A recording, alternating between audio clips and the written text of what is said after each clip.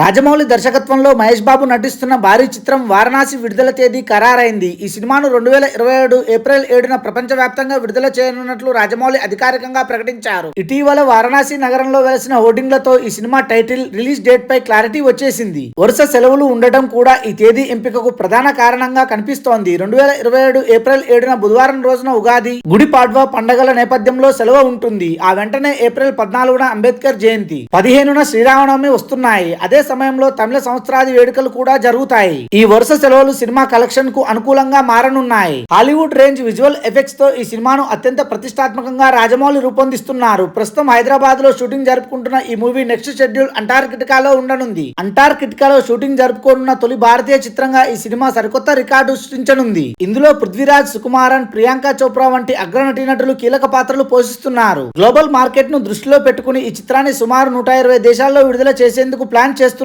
Thanks for watching this video. For more interesting videos, please do subscribe.